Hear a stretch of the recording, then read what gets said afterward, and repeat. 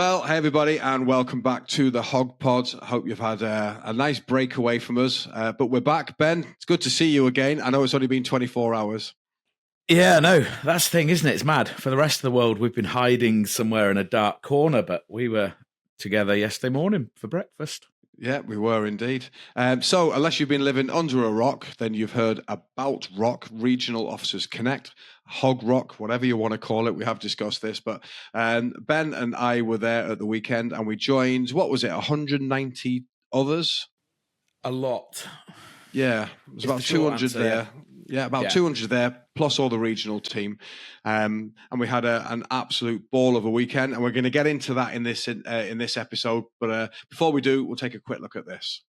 You can see we're not in the studio. We're actually physically able to touch each other. He's real. He's alive. Which is it's one of Ben's favourite things, being touched. So whenever you see him, make sure you give him a hug. But welcome to the HOG-POD. We are actually out on location, and we are at HOG-ROC 2025. What do you think so far? Certainly are. Yeah. Where are we? Wyboston.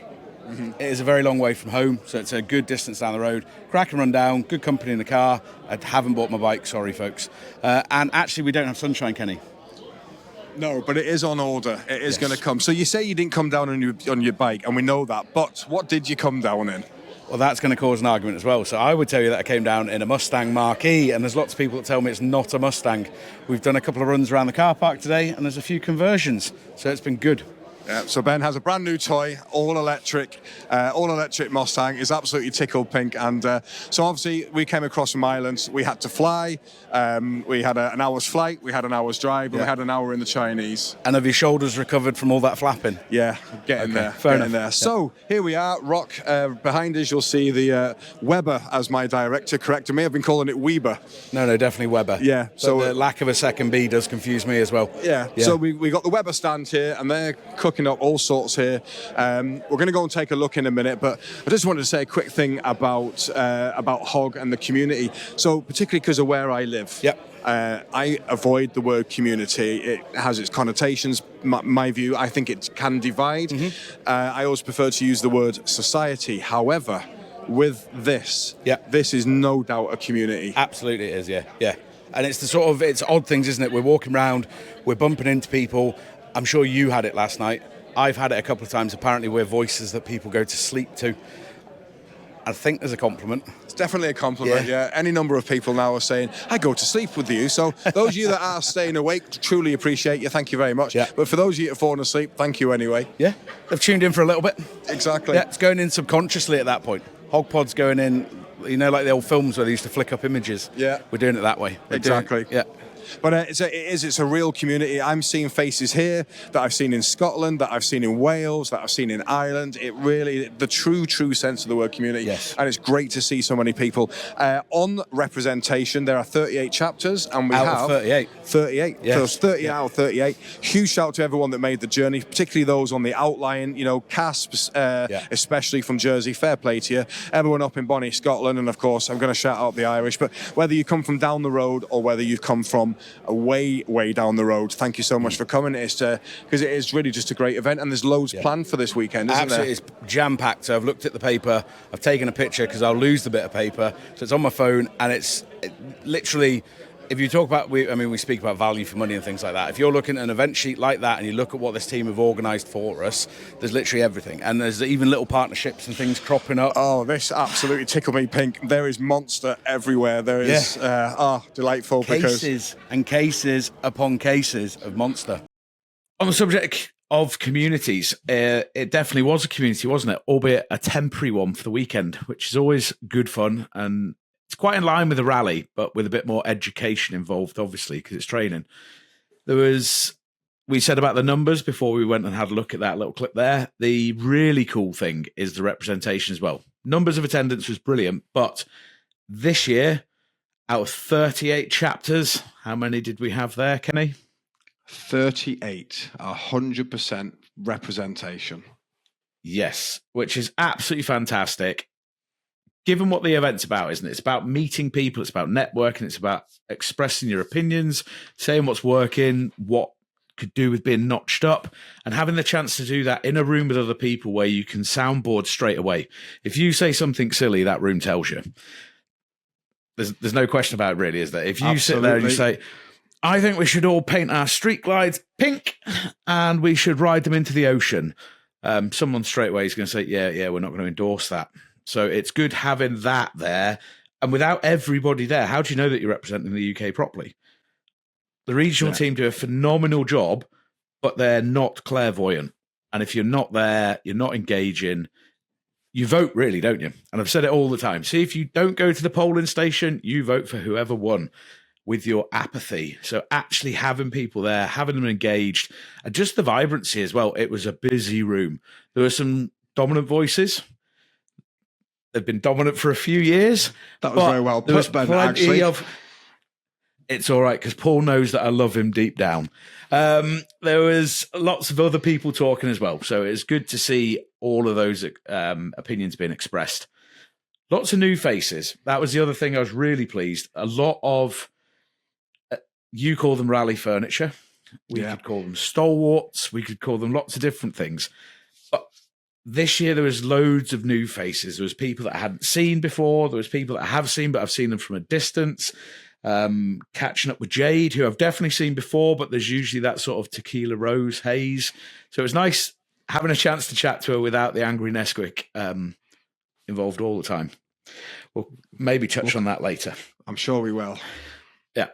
I don't want to see it for a while, at least until Malta. Oh, we've got to do it all again, Ben. Once more into the breach, my friend. Yeah. But no, you're right, 38 chapters out of 38. And I think especially in the environment at the moment, there's been a lot of uncertainty with dealerships, as we well know. And, you could possibly look at that as a risk of chapters losing heart and saying, what's the point, etc. So to have all 38 there, I think it was particularly important this year, given the environment that the industry's in, to have that representation there. And say there about the rally furniture again, I actually felt that if it was a rally but without the motorcycles, I've only been to two. Yeah. I was at one in Birmingham, which you were there as well, because you are rally furniture as well, Ben. And I was at this one here, and there wasn't quite as many chapters at the first one, but it's kind of been completed now. They've hit that 100%, and they just hopefully now just keep getting the 100% attendance. Massive shout out to those that travelled from particularly far away up there in Bonnie, Scotland. Cass, I know I keep talking about you all the time, but you're out there on Jersey and you're still flying the flag, and fair play to you. And then, of course, speaking for where I live as well, the Irish contingent, because there's that little stretch of water, which is, I think, per cubic meter, the most expensive bit of water on the planet. And it's not always the most pleasant bit of water to cross either, is it? I mean, you flew to this time, didn't you? So you had to do a lot of flapping and limbered up. Have you stretched off? Yes, I pulled my right shoulder, but apart from that, we're all good. Right, so you couldn't straighten up and fly right? Absolutely not, no. Boom. That one And was I for didn't get that Moggy, one I wrong. believe. No, you didn't get that wrong, but that was for Moggy. Don't worry, Moggy. I will definitely get a few more dad jokes in across the episode. That was a request, people. As much as I love dad jokes, it was a specific request. So we'll see what we can squeeze in there. Stay tuned for that one then on this episode. Mm-hmm. Yeah. So the actual venue itself, we've got to talk about that. Otherwise, they're going to think we're frauds. Let's be honest. Some great bits about it. Some other bits, not so great, really, were they? I think it's the difficulty, isn't it? It's incredible to have such a well-attended event, but in itself, it brings its own obstacles. And the obstacle this time, I would say, was the sheer number of people and where they're all going to sleep. Credit to the team for finding a venue big enough to take us all. But I think there was a slight disjointed nature. So I was joking, I was in the Naughty Boys Hotel. So there was a small contingent of us in a separate group, a separate hotel. But you sleep in separate rooms anyway, Kenny, contrary to any other rumours that might fly about. None of the ones I start. Yeah. I don't need to start any about myself. I'm fine. You sleep in separate rooms. So there is that slightly disjointed nature, I guess, at going to bed. You're not just going up the stairs. You've got to go along the footpath. That's it. I'm not au fait with that word. I try and avoid them if I can help it. Usually involves walking. That was the only thing that really upset me, is I don't like walking beyond the lift and out the lift the other end. Your thoughts? Because you were part of the chosen. You were one of the lucky ones. I wasn't part of the chosen. I was part of the chosen. I think so. Talking to a couple of people actually, which kind of makes a bit of sense, I suppose. The single occupancy rooms. So those of us that are unpopular enough to have a Ryan to spoon when we go to bed, that's where it was split. So I think the concept was double occupancy rooms meant that the majority of the attendees, the delegates, whatever you want to call them, would be in the one building, which if you're going to have to divide it, I suppose that makes sense. Logistically, I think it's the only way, isn't it? Yeah, I like my own space. I don't like sharing with people when I don't need to. So if that means I have to go and travel a little bit of distance, and it was tiny compared to like last year, again, we had that split. But last year there was a bigger distance between the two. And that really came out the blue for Vicki and the team. So that was very much oh bugger, we've got a lot more people than we thought. What do we do? So this year, Wyboston Lakes Resort, if you're interested, you can go golfing. There's lots of different places. You can charge a Tesla on a supercharger as well. I found that out. They don't like it when you turn up in a Ford Mustang Marquee and sit next to the Teslas. Didn't bother me in the slightest. Put YouTube on my entertainment We're going to system. come back to your marquee, actually, because, in fact, we'll come back to the marquee. Okay, fair enough. Yeah, but the actual venue itself, in my view, so as you put it, I was with the chosen ones. I wasn't. I was in a double occupancy room. In fact, quite funny because the fellow that I was sharing a room with, Fitzy, great big huge mountain of a man, and quite quietly frightening. And when we walked in to find the two single beds stuck together, I went, happy days, should it be big spoon or little spoon?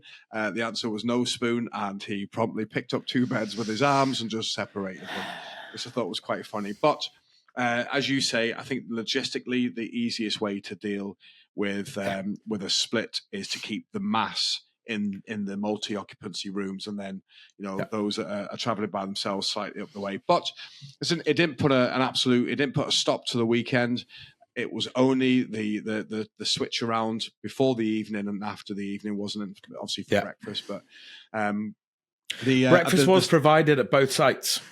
I found that out on the last day, so I was getting up super early to come and join you for breakfast, and I could have been antisocial and just dondered down the stairs and had a nice quiet breakfast without all the other reprobates, because you thought you were the chosen. We were the select few, Kenny. I didn't realise that either, because Anne, bless her, was having to, obviously she was... Wait for me. Wait for you, yes. And so if you were running behind, she was also running behind. But listen, it didn't kill the weekend, obviously. No, not in the slightest. I think the biggest elephant in the room, and I'm going to say it, the bar. And anyone that was there will be saying the same as me. The bar shut at what felt like about 4:00 in the afternoon, which was just a real disappointment. It definitely wasn't just for context. It was, I think, midnight.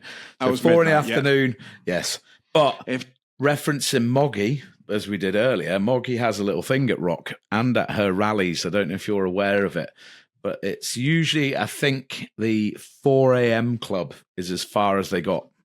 So it's just how late they can stay up and carry on partying, and see when the bar shuts at 12. It kind of, you got 4 hours to try and nurse that pint to get there. Yeah, to get a new PB. So the bell went at 11:30, and then the bar shut at 12. Which, to be honest, given what everyone's there to do, which is catch up with each other and learn, obviously. But let's be honest, the social element is absolutely huge. Despite my best efforts to talk the bar staff round, or actually the bar manager, he wasn't budging. I did see that, yeah. Yeah, I mean, I asked him, I said, is it a license issue? No. Is it a staffing issue? No. I said, well, then, what about staying open just a little bit longer? And it was a policy decision in the end. It was just their policy. Right, okay. So disappointing. However, again, for anyone that was stood with the Irish on Saturday night, they can attest to the fact that it didn't stop anyone enjoying themselves. No, definitely but it not. was just a little early. But I mean, apart from that, the breakfast was actually 100%. It was nice to have. Yeah, the breakfast was good. Yeah. Yeah, it was nice to have a proper English breakfast, which might sound strange, but I live in Belfast and our breakfast is tato bread and sourdough bread and pancakes, quite a bready breakfast. So it was nice to have a proper full English. The actual venue itself for the conference, I actually thought it was 100%. I know a couple of people were saying, it was a bit of an odd shape, or you couldn't really see if you were on the outer edge. But I thought the venue was great. Do you know what though, Kenny? You can't keep everybody happy, can you? I joke I'm good at two things in life: making beautiful children and pissing people off. And it doesn't matter where you go in the world, you are not going to keep everyone happy, are you? So I thought the room was fine, and I sat at the extremities. So I was sat over the far side. As you went through the doors and turned right, I sat up in that top corner. I've sat in the middle of that room. I sat at the other end for another session. There were screens everywhere. So, like, literally either end of the building, there was a big, the projection, whatever projection was in the middle was repeated. Two big screens facing into the room, two big screens at the ends of the room, and then a screen in the middle behind the speaker.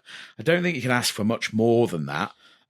Yes, you can't necessarily look at that screen while that person's talking, but we're pretty well designed. So when the sound comes in, you can still process it when I'm looking in that direction. So I was all right with the space, but also I think actually sometimes people, it's what you're used to, isn't it? So I do a lot of conferencing, given what I do in my day job, because believe it or not, I am not a full-time podcaster, much as I'd love to be. I have to go to conferences all the time, so I'm in and out of conference spaces, and I would say that's probably one of the more comfortable conference spaces I've been in for a good wee while. And my favourite thing was the cheeky gift on the table at the back, which certainly came in handy on a Sunday morning. Thank you, Monster. Wow, I tell you what, my eyes lit up like it was Christmas. As a guy that lives on those types of drinks intravenously, I couldn't believe it when I walked in to find every colour and flavour of Monster that you could possibly see. And then as I looked round to tell someone behind me, look, there's Monster on the table, I saw crates and crates of the stuff stacked up on the back of the room. So I was absolutely delighted. But so listen, that's the venue. I think it was it worked for during the daytime, little disappointing on the nighttime. A shame that everyone or some people were separated, but not necessarily. Nothing killed the weekend. It wasn't like there was a power cut. I like eating my dinner in the dark. Yeah, some people say I look better in the dark too. You do have a face for the dark. You don't often get to meet the top brass of an organization. Say we always have the smiley faces and the people, and this weekend was a little different because Neil Wyboston, who is now the boss of Harley for UK and Ireland, actually ventured into the room and took the stage. And I have to say, I was actually really impressed by what he said. He seemed to be a really personable guy. When I got speaking to him afterwards, it didn't seem to be the case at all. It absolutely was the case. Yeah. And interestingly, he's not from a motorcycle background, but he was absolutely fine with that. And I think the rest of the room was really fine with it as well. He was really sort of honest and open and upfront about it. What I really liked was he had a picture of himself in a helmet, and I was like, oh, at least he rides. And he goes, oh, I ride a 125. And, Zontes. Yeah. So it was, when I got speaking to him afterwards, I actually said to him, I said, Bav, it was, so his name, he's self-named Bav. I'm not just trying to be pally with the top man. His name's Bav. And I said, Bav, I think it was really good that you sort of mentioned that you're not really from a background of bikes, but yes, you started to learn, and that you have a 125. And he kind of cringed a little bit, and he went, oh, I know, but I've got to start now. And I stopped him and went, no, I think it's fantastic that, because every single man and woman in that room started on maybe a 50, certainly a 125. So they've all done that journey. And I did say to him, if you carry on and, and aim towards the full license, keep the membership abreast and, keep them informed, because, we'd like to follow it. I think it's important that the people that are guiding the company are, interested in bikes, or certainly willing to learn about them. And it doesn't demonstrate it much more than by saying, yeah, I'm going to do it myself. So it was lovely to meet him, and he did break his duck with us as well, didn't he? On the Saturday night, he stood drinking with the Irish. We were the last standing for the event, although with the bar shut at midnight, that's maybe not the biggest of achievements. But just a really, really nice fella. Are we moving on from this bar closure time yet, Kenny, or is it still a sore one?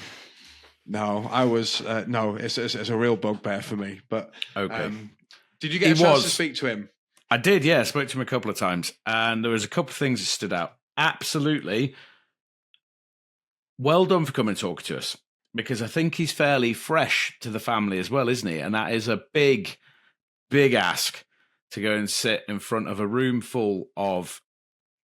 Oh, he was meeting the top brass of the chapters, wasn't he? So the top brass met top brass. So you've got directors there, and they're not shy in making their feelings known. And I don't think any chapter member is. So to walk into a room new to a company, new to a group, and stand yourself there when you don't have to. He didn't have to be there, did he? It was very good of him to be there. And I think, I would tip my hat, but I took it off because I'm too hot. Kenny, tip your hat for me. To Bav. Other thing that I was thinking about while we were talking, when you look at, you said he doesn't come from a biking background. No, he doesn't. But like you said, he's acknowledged it. He's doing something about it and has done his research. What I would say is he comes from an automotive background. Oh, I think we had a chat about it at some point. Fiat, Alfa, and there's a couple of other brands, because he was out in Italy. I think they have a bit of a cult following, certainly in the older stuff. But even now, I think when you're driving around Malta in your soft-top Ferrari, just in case anybody's wondering what we're doing in a couple of weeks. No, he's got that link anyway. Are we going to Malta in a couple of weeks? I think we are going to Malta in a couple of weeks, mate, yes. Oh, we should have said way before today. Bugger, we should have mentioned it. On that, actually, just to say very quickly, hope everything's going really well for you over there, guys. And we are looking forward to joining you. And we hope that the logistics are going really well. Also, one of our listeners, John, and I now sound like a local radio DJ. I'm at, what was his name? Partridge. Aha. No, me knowing you. No, one of our listeners, John. I'm not going to go into massive details, but he's had a bit of a rough run of it. And I just want to say we're thinking about you and we're looking forward to catching up with you. And the first 2 pints are on Kenny when we get there. Yeah, why not? Because you've been kind enough to let me come, so thank you very much. Going back to Bav, in that full circle thing, just a solid bloke. And what I would say is, coming from the automotive industry, sometimes people don't get that, do they? They think they know what they're doing with cars. He's recognised that cars and bikes are different, and he said it himself. And I think what I would say as well, he stands a better chance because Fiats have engines, and I don't think Puma shoes do the last time I checked. So, Bav, I know you say you're listening, so congratulations. It was a great effort on that first one. You were clearly adept at speaking. I was shaking like a crapping dog when it came to my bit, which we'll come on to in a little bit. But no, you held your ground. So it was lovely to meet you, and I know everyone was saying exactly the same. So big shout out to you. Yeah, so it was a busy old weekend, wasn't it? It was a full itinerary on the Saturday, day and night. Obviously, an itinerary for the Sunday and a bit of a welcome for the Friday night. But overall, it was they used all of the time, inside and outs. We weren't stuck there like a work conference. And, outside was really tasty, by the way. I don't know if you managed to get past some of them. Quite enjoy going outside. Yep. Yeah, absolutely. Well, we'll talk about that straight away. Why was it so tasty?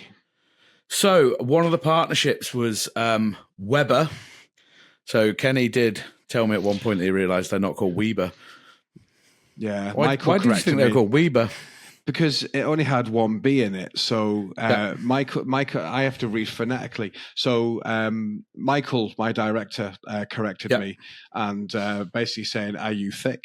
And I was like, "It's obviously not that." It's not. He goes, "It's bloody Weber, you twat."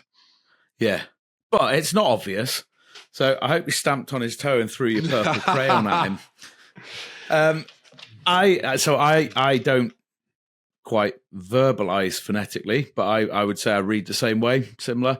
And yeah, you kind of expect a double B. But anyway, 1B, 2Bs, the food was incredible. So at the breaks and at demonstrations, they did like steak and eggs. There was a burger competition at one point. Carol, was it, up against Steve? They had a burger making competition, which was cracking fun, really good fun to watch. Think like Ready, Steady, Cook. And Weber were kind enough to put up one of their kettle barbecues as the prize. So not only have they provided all the stuff and they've done all this cooking and they've done the burger competition, then they then gave the winner one of their kettles, and the runner-up prize, they have a travel barbecue, which in their own promotional material was strapped to the luggage rack of a tour pack. Which, disclaimer, do not cook whilst riding. Let it cool. But it fits in that rack, which I thought was brilliant. And Steve put that up for auction, and that's something we absolutely need to talk about. But we will catch up with that in probably 4 or 5 minutes, because that deserves a little bit of chat of its own. Absolutely, yeah. Yeah, so Weber were out there. Bacon, not bacon. Steak and eggs, which I've always found as a weird thing for breakfast. So steak and eggs, big American thing, and absolutely cracking. Have you ever eaten steak and eggs for breakfast? I don't know if you know, Kenny, but I'm going to Washington, D.C. in the morning. Did you see the little segue I put in there? You didn't even see it coming. There you go. Look at that. No, I've never eaten steak and eggs for breakfast. So that is one of the things I'm going to do, possibly on the day I go out to buy my boots and my Stetson. Because obviously I'm going to have to do that. Don't know if Washington's a place to do that. Probably more Texas, but I'm not going that far. I say, you might be a bit far north for Stetson and cowboy boots. Okay, says the man that didn't know where Malta was. Anybody realise we're going there soon as well? But obviously I've been showing a little bit of footage here of the food, and I'll tell you what, there must have been a small fortune spent on meat and food. I would imagine so, yes. None of it was paid for by us. It was a gift from Weber to everybody that was out there, and it turned into a little bit of a social hub, didn't it? In the breaks and whenever they were doing stuff, the time to talk, I think they called it. Yes, and the food looked absolutely fantastic. For one reason or another, I found I didn't really have an appetite too early in the morning. Combination of the night before and the fact that I won all of my money back on the free breakfast that I got in the morning and stacked my plate ridiculously high. Talking of steak and eggs for breakfast, so I was a boxer for years and years and years and fought over that side. And I remember this one particular morning, I was due in for a weigh-in, and I knew that I was absolutely cock on the weight. In fact, I weighed in about 1.5 pounds under the weight I needed to be. So I went to a Denny's, ordered steak and eggs and chips for my breakfast. And the guy that I was fighting that night walked in. He'd obviously been eating ice cubes for the last 3 days, was looking quite gaunt, and saw me eating steak and eggs for my breakfast. And I think it absolutely destroyed him mentally.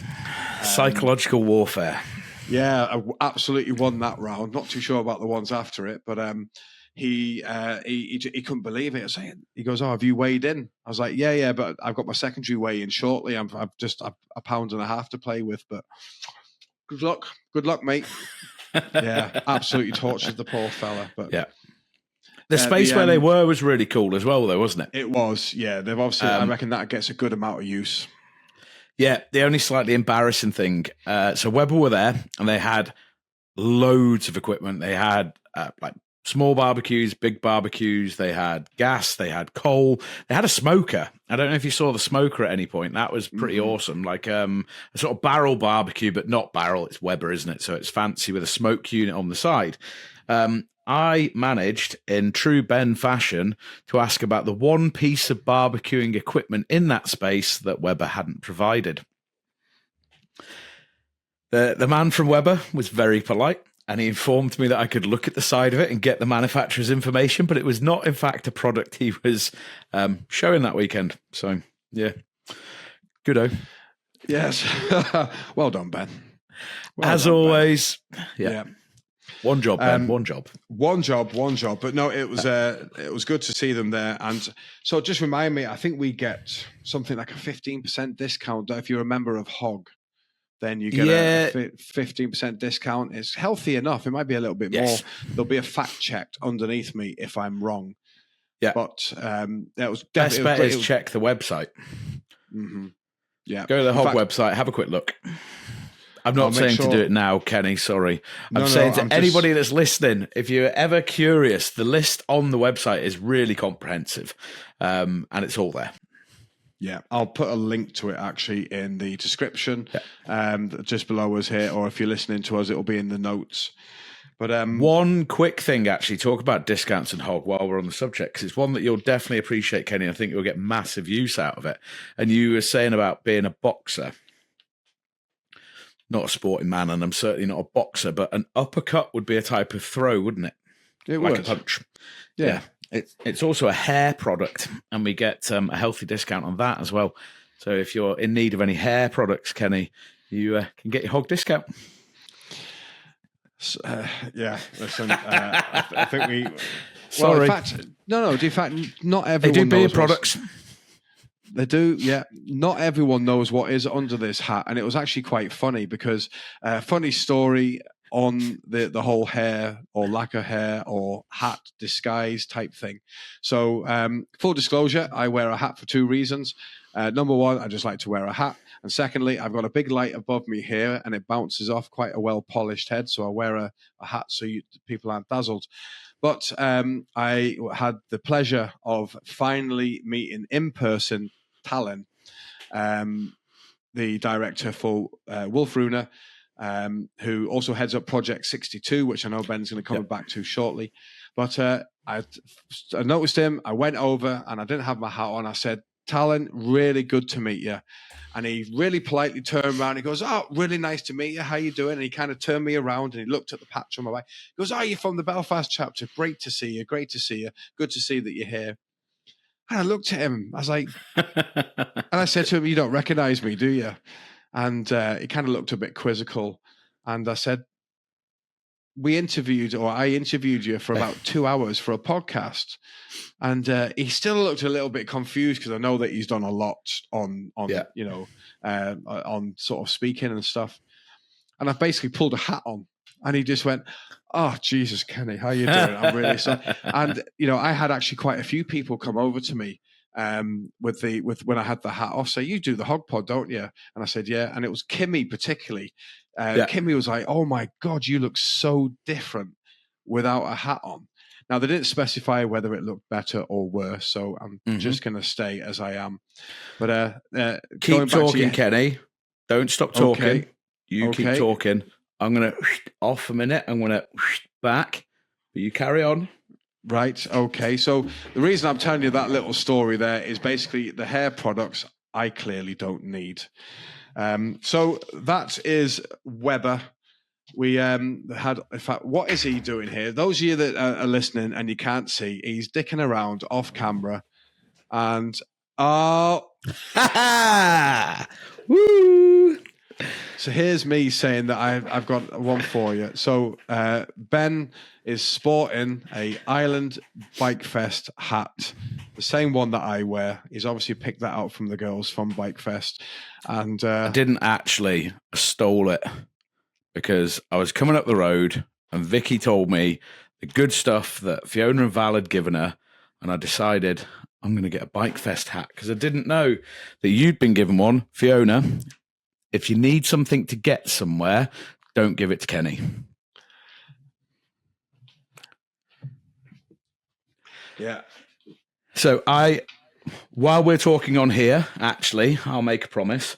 The one that you have for me, Kenny, that you promise me will come to me, I will give that to Victoria, because she kindly gave me hers so I could wind you up and try and look a bit like you. So Well, Vicky, there is another one coming, Vicky Love. You will get that one. There you go. So we've now got 2 Bike Fest hats. We'll come on to Bike Fest because there's obviously quite a bit to talk about there. But no, you look good, Ben, actually. I do. Thanks. You do? Well, no, I'm going to have to take it off because I look like a gnome in a hat. Yours covers up the I was just about to say, panel. Do you know who you look like? You look like Obi out of Sons of Anarchy. Because that ended really well for him, didn't it? Yeah. And I'm already concerned about going to the States and ending up in a detention centre. And you're now just, I don't know, is it called foreshadowing? So you're talking about Talon there and not quite recognising you the first time round because you had your Clark Kent costume off. So I think we were talking about it at the bar, and I did say to Talon that Kenny is like the budget version of Clark Kent. He had a fancy tie and nice glasses, and Kenny has a hat. Yeah. So, and Superman, but from Wish. Yeah, exactly. Do people still use Wish, though? I thought it was all Temu these days. Oh, it's Temu, isn't it? Yeah, Superman from Temu. Oh, is it Temu? Sorry. Okay. I stand corrected. Here you get Sipper Mon or something like that. Anyway, did you just say you were going to be corrected by me on something related to pronunciation? No, I'm just going to give it you because that is a dangerous, dangerous game. Yeah, we'll go with it. Just for this once, I'll let you have... Say it again. Temu? Temu. Temu. It is Temu. Okay. Is it Temu? Temu? Temu. Yeah, it's Temu. I'd say Primark, but... Anyway, Talon, yes, and Weber. We discussed the burger competition, didn't we? So the burger competition resulted in Steve not winning. Some of his burgers were disqualified. So if you do go to a barbecue at Steve's house, make sure you check the content of your burger and it's all cooked the whole way through. He got the small travel barbecue, which, as we said, was pretty cool and fits on the back of a tour pack. He kindly put it in. Yeah, kindly gave it to Vicky in one of the sessions and said that he wanted it to be auctioned for Project 62. And the auction happened, somebody won it, and then all of a sudden it was a bit like I'm Spartacus, that bit in a film, isn't it, where I'm not old enough. Is it Michael Douglas or was it his dad? Kirk Douglas. There you go. Where they all stand up, I'm Spartacus. There's suddenly lots of hands going up in the room. It had been the day before Kev had spoken to us about Project 62. You and I probably had a bit of an advantage over everybody else in the room because we touched on his story before and spoken to him about it. So we got an idea of what was coming, but even still, really powerful sitting in a room and listening to Kev speak. And he shares his story really well, and he's very eloquent and keeps the room engaged, which I think is important. How he gets through that story and keeps his emotions in check, particularly there's some pictures, one picture of his granddaughter going to prom, and he keeps himself together, and that's quite phenomenal to think about and to see it in person. Caught off guard, I think, and rightly so, because of the 38 chapters, I think 38 chapters put their hand up. So suddenly this barbecue that was worth £180, I believe, became worth a whole lot more. And whatever the bet, it wasn't a bet, it was an auction. An auction. A bid, not a bet. Whatever the bid would have been, obviously, it was going to go to where it's going. So suddenly there was all this activity in the room, and we're working out how many extra test kits that Kev can get. I think, and I might be wrong, I'm probably not, probably am, who knows. I think within about sort of 10, 15 minutes, they weren't a million miles off. Somewhere around £5,000, I think, because it was, it was 250. We'll match it. We'll do the same. We'll go 5. Harley Financial Services they put money into it as well. So there's suddenly lots of support financially. There's always support for Kev. There's always going to be support for Project 62. It's a brilliant thing that he's doing. Financially, suddenly that game changed, didn't it, very quickly? Which is everyone on stage was it was a big emotional bit. In pieces, wasn't she? Bless her. Yeah, absolutely. But it's got to be, it's going to catch you off guard, isn't it? You stood up there, you've got all that thing going on, you've got all the pressure of being up there, and then something incredible like that happens. And I think that is a big, particularly for a new project. So Kev obviously knows what he's doing and he's got it all planned and it's going where it's going, but you've still got obstacles to achieve. And by no means is he free of obstacles. So please feel free to go and find him. We'll put the GoFundMe link somewhere in this information for Project 62 and go and help. What he's offering is kits. So a self-testing kit, it's not going to give you a PSA number per se. So when you go for a PSA test at your doctor's, they'll take a blood test and they'll come back with your PSA number. This is a bit like a COVID test. If you had COVID and then you did the antibodies test, or if you've seen the things online at the minute or on your Facebook where you can check what you're allergic to, it's a small finger prick and it gathers in a vial, but it tests it there and then. So you can take it, test it, and it will say pass or fail. You're looking for a pass. If you get a fail, then that is go and have a chat with your doctor and keep nagging them. Because that's the one thing Kev said, wasn't it? He said there's too many times where people will go to the doctor and they get knocked back. And there's really, he gave us the stats. Is it anybody, any Caucasian male over the age of 50 should go to the doctors, and they are entitled to a PSA test. And any person of colour over the age of 40, I believe, was the threshold. 45. It was 45. Yeah. There you go. And push and don't take a no. One thing I did think, and I am sure Kev has thought about it, because a couple of people in the room did go and take those tests. And I think it's a very brave man, and it's hugely admirable what Kev is doing. They all passed, so that's good news. The people that took the test passed, and it was as I was driving back up the road yesterday. Kev is potentially going to be the first person engaging with somebody on that journey, the journey that he's been on, and he's managed. He's been through chemo. Things are looking better for him than they were. Still not great. As he'll tell you himself, he does have a condition that will be managed rather than cured, but I'm not brave enough to do that.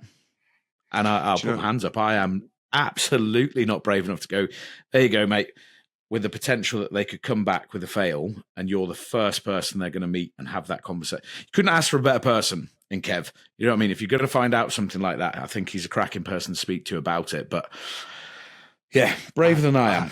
I have to admit, and wrongly, absolutely wrongly, whenever he said about, any white male over 50, any black male over 45, it's a pass-fail. The first thing that went through my mind was, my God, can you imagine getting the fail? Mm-hmm. And I assumed rather, that people that were given the test, there'll be among those guys, there'll be some brave enough to say, it's not going to ruin my weekend. Let me try this, hoping for the peace of mind, but prepared, for some bad news, or bad indication rather. So I think it's a brave thing right across the board, isn't it? One thing that Talon said that really stuck out in my mind is, and it was on his presentation as well, men, we're we're bad at going to the doctor, just generally, and that's why he really pressed the issue of doctors saying you don't need to do it because there's no symptoms. Yes. Push back, because the symptomatic prostate cancer is not a good thing. No. Symptomatic, when you get to that stage of being symptomatic, you are in hot water.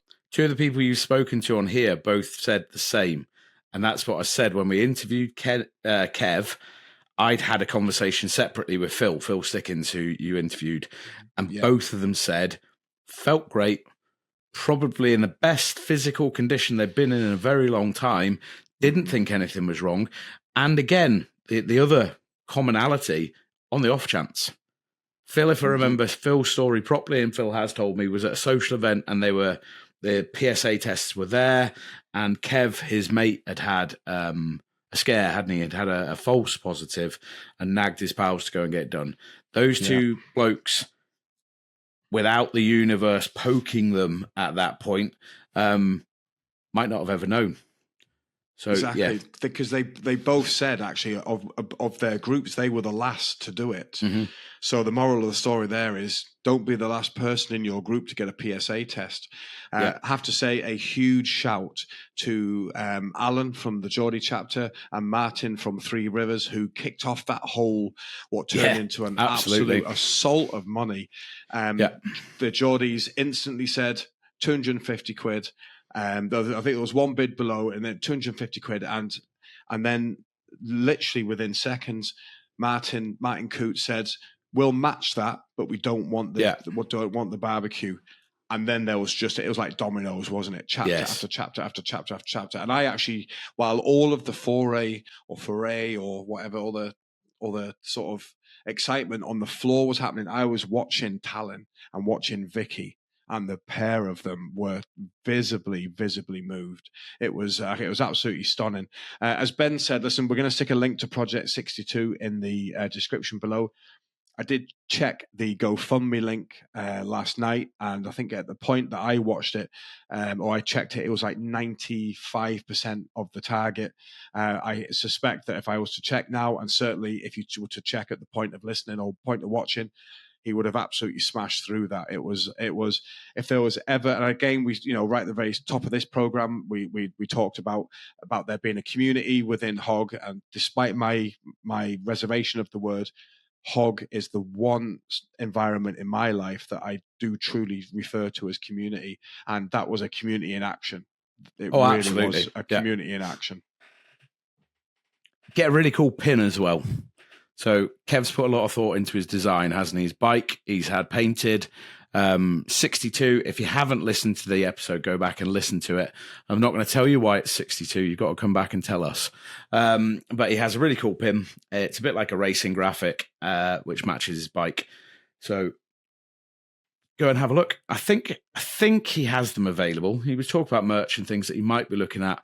But the other thing with Kev as well is just ask him. He'll turn up.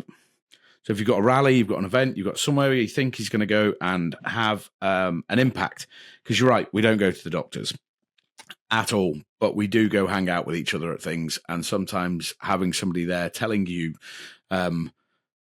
what to do, because we like to be told what to do as well, sometimes actually as blokes, don't we? It helps.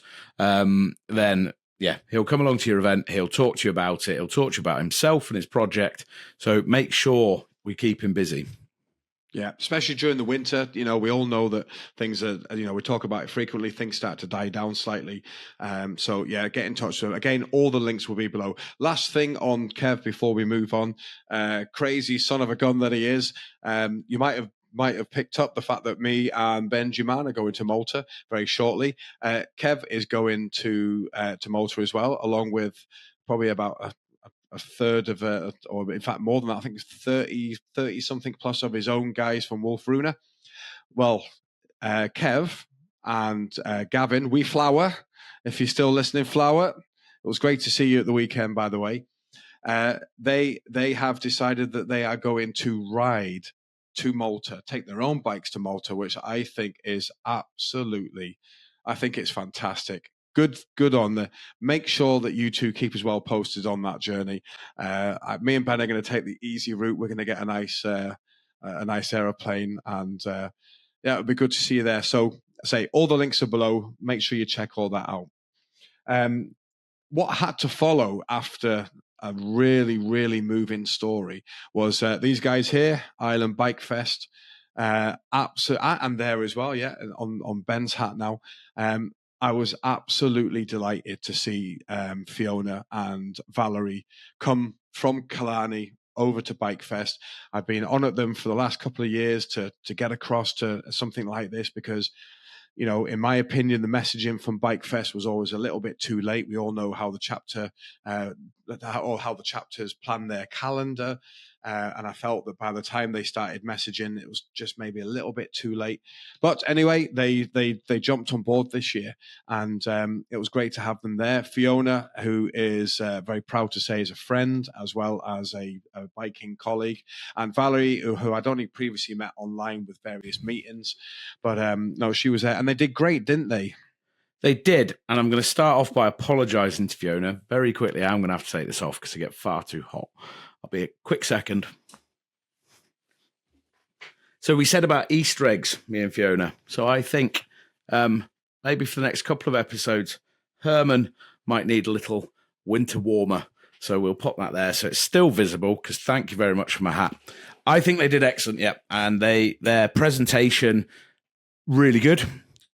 Interesting angle to go with in terms of how they're talking about Killarney and the Bike Fest, and not your first thought, is it? So when I sat there and looked at it, Head Over Wheels was the title of what they were talking about, and it being a love story. We don't get associated with love stories very often, do we? Big, burly, horrible bikers. We turn up and we trash places, and we're just rough and gruff. So they did a really good job of it, and absolutely bob on in terms of went to Killarney the very first time.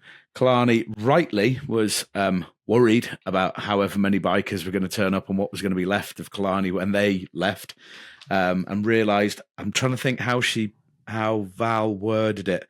There was a particular phrase that she used that I liked. Was it met with manners? She ran them through anyway. No, that is going to bug me.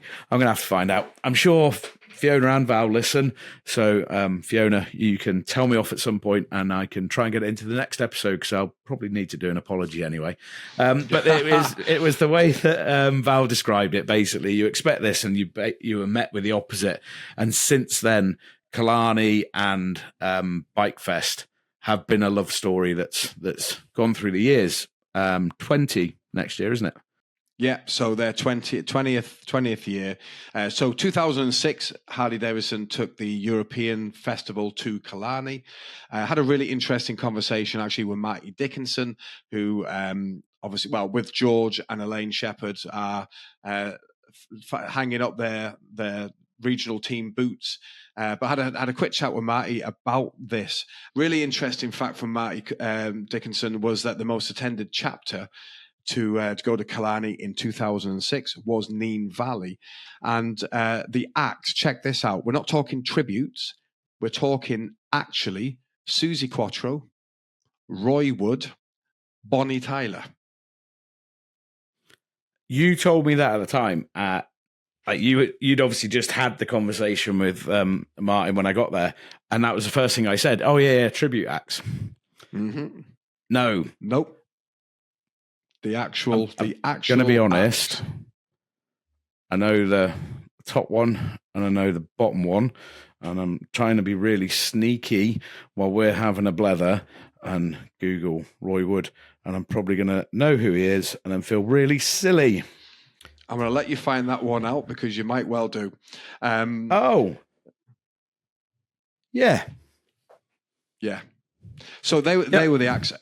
15,000 bikers went to town that day. And anyway, fast forward 20 years, 2026, they have a really, really special anniversary to celebrate.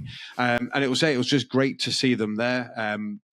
I think, ROC, you've got all of the guiding minds of the chapters in that room. You've usually got the director, you've got, many, many primary officers that do shape the season to come. And the way I explained it to Bike Fest was, if you're not there, then you don't exist to a degree, and yeah, thankfully they got the message and got there. On a personal level, it was lovely just to actually sit and have a drink with Fiona and Val. Fiona especially, because she's an absolute doll of a woman, and I know she was delighted to meet you as well. Yeah, it was quite the introduction. I had a bit of a stressful day on Friday. There was a lot of stuff going on while I was driving down the country, And my subtitles, I think, were quite strong that day. And Kenny met me in the bar when he eventually turned up after the power cut. He was asking if I was okay. And I will be totally transparent. I was putting on the brave face and saying, yeah, I'm fine. I definitely wasn't. But it was good to be in company. Kenny took me to go and meet Val and Fiona. So Val was sat at the table. Fiona was stood at the table, and she turned and met me first. We had a bit of a chat, and she gave me a hug. And that was a bit of a theme this weekend as well. Thanks, Kenny. The amount of people that have listened to this and they're getting their head around the fact that it's not the fact that I don't think I'm a huggy person. I just think I'm selective. So if you've ever had a hug off me or I choose to hug you, you are part of a very elite crew. And Fiona gave me a hug. Didn't think anything of it. She's obviously a hugger. I gave her a hug back. And then Val sat at the table on like a high stool, put her hand out. I was like, oh, magic. I'm not really much of a hugger. As I went to shake her hand, and poor Fiona, her face, like absolutely crestfallen, looked at me. I am so sorry. I should have asked. I'm like, it's all good. I'm just having one of those days. But no, really, really good conversation. And you're right. Lovely, lovely people. Both of them cracking. The information that was shared, it was shared at a really good level, and just having a chat. And I think that's the thing, isn't it? That's what ROC really... You've got the workshops, which are really well put together, but it's those connections, as it says in the title, funnily enough. They're the real key. So yeah, getting to have a chat with them. And I'm I was excited anyway, but I'm super excited to go to Bike Fest this year. And they said some magic words like private loos for HOG members. You've no idea how exciting that's making me. Is it the Iron Horse? I'm crap with remembering stuff. Yeah, Iron Horse. Iron Horse Bar. Yes. So that is upstairs, isn't it? With a view of the auditorium. Yeah, it is an absolute VIP masterpiece. I think the one of the big things that Bike Fest wanted to do for 2026 is get back what they refer to as the first crew.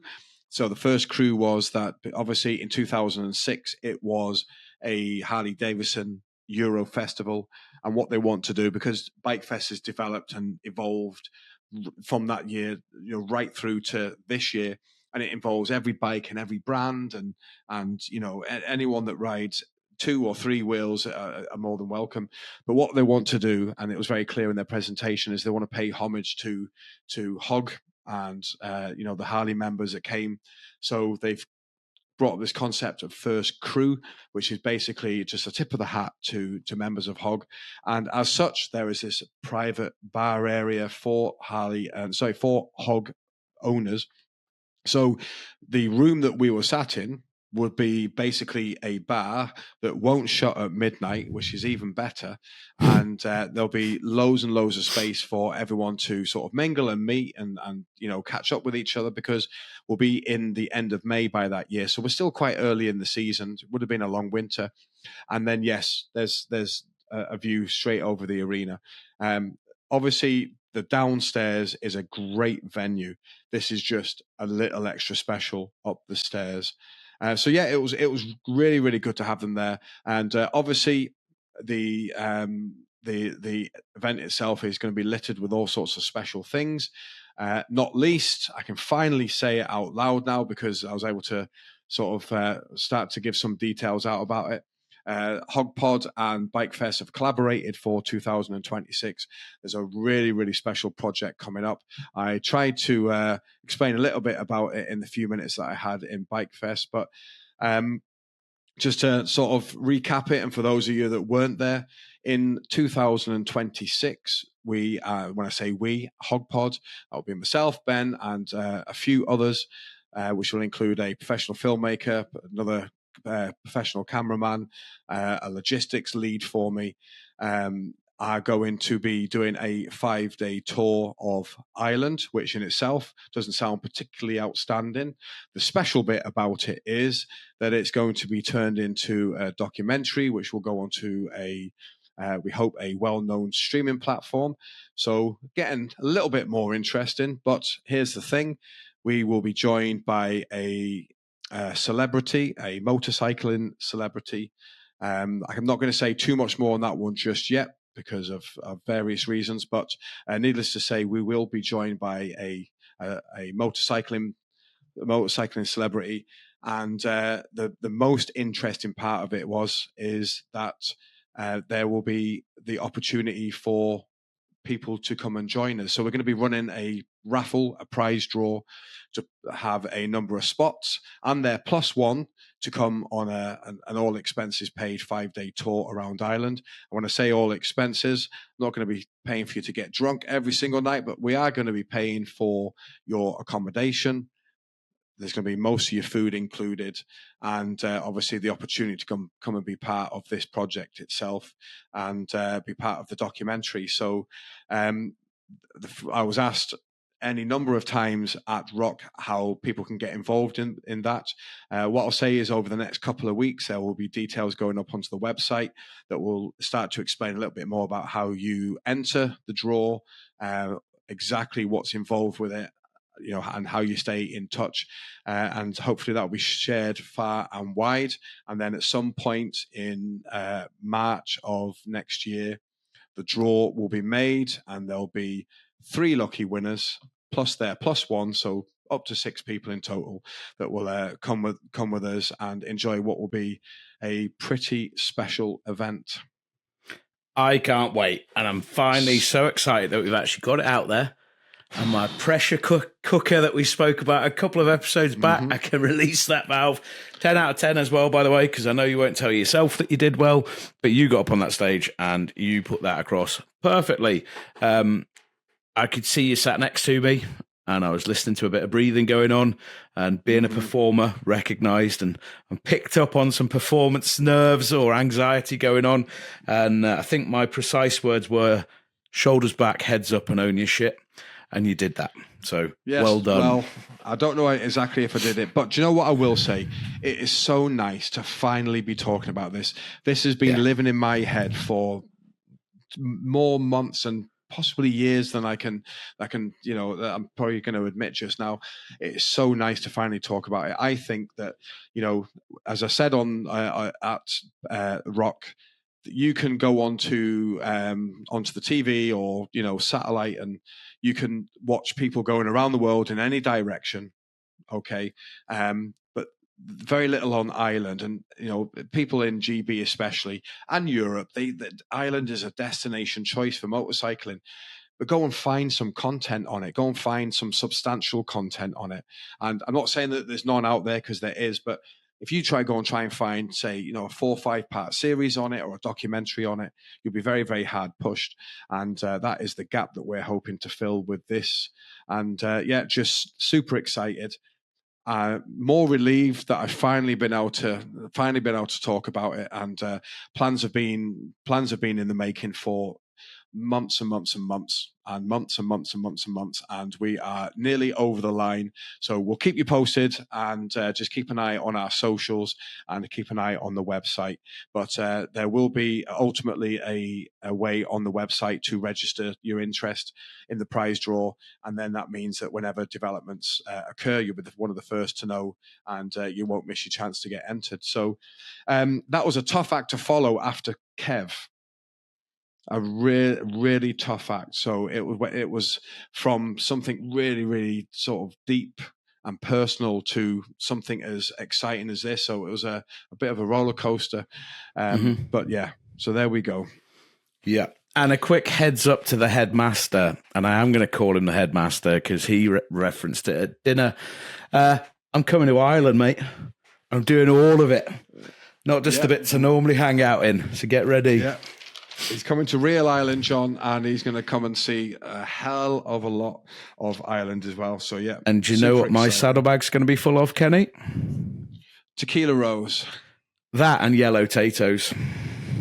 I'm not getting involved on that one. Because Kaz... I know I'm sorry, I take it all back. I'll put whatever colour tato you want me to put in my saddlebag, and I'll never talk about yellow ones again if that's the thing. Sorry, Kaz. Kaz, who is the first lady of the Gaelic chapter, is in this long-running battle over the crisps, and well, I'll let her deal with Ben when she sees him. What you could do, Ben, is you could have one pannier for red ones and one pannier for yellow ones. Talking of Kaz, actually, Kaz got into trouble at the weekend. No, she didn't. What are you talking about? No, she did. She is a very, very naughty girl. I'm not going to say what she did, but Kaz, you know and I know, and you know that I know that you know that you got into trouble.